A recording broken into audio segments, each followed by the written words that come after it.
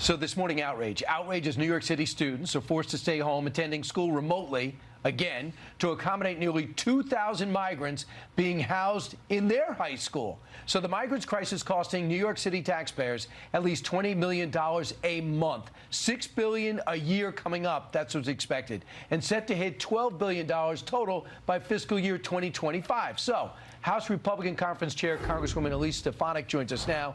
This is your issue in New York, but also a national issue. When you're seeing the footage of these families boarding buses to go to James Madison High School, what are your thoughts? It outrages every New Yorker and every American. And if you look at the polling, Brian, 84% of New Yorkers believe that this is a border crisis, and they know it's a direct result of Joe Biden's failed policies and Eric Adams and Kathy Hochul's failed policies when they rolled out the red carpet, claimed they're a sanctuary city, a sanctuary state. Now look at who's paying the price: hardworking New York families. And in the case of this school, over 60% of those kids come from economically disadvantaged families. Right. That is unacceptable. These parents now don't know what to do, and we know there is a negative impact when you're forced to do remote learning. So it is unacceptable. House Republicans, we passed legislation not allowing illegals to displace students in our schools. The Senate needs to take it up, and we need to secure the border. So what I just showed, I think, is so significant. You know, Park Slope, of people around the country, is pretty rich.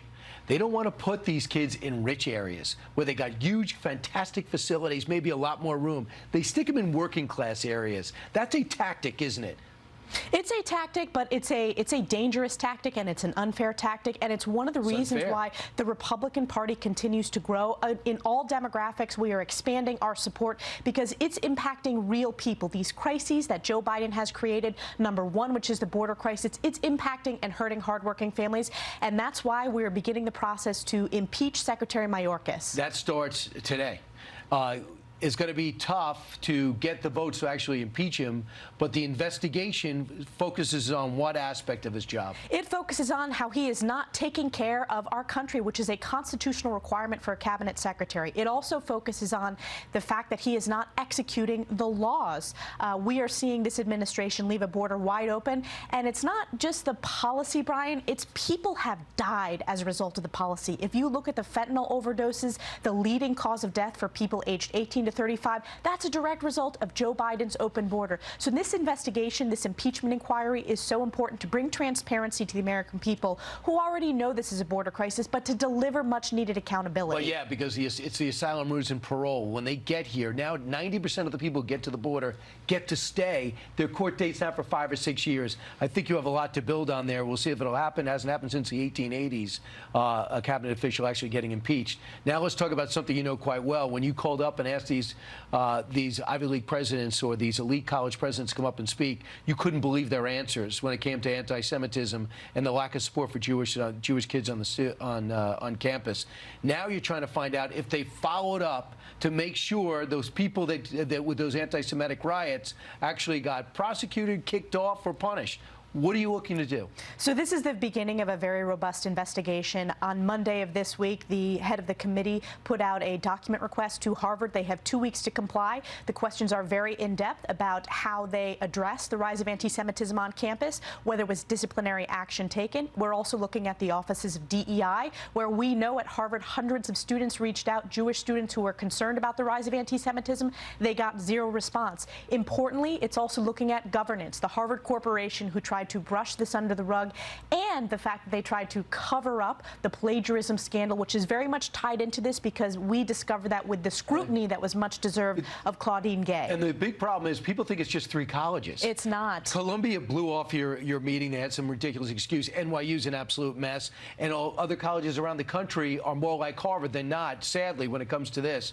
Lastly, no doubt about it, you've emerged as a national figure on pure performance, especially when you see how prepared you are for a lot of these meetings, these hearings, and the fact you're in leadership.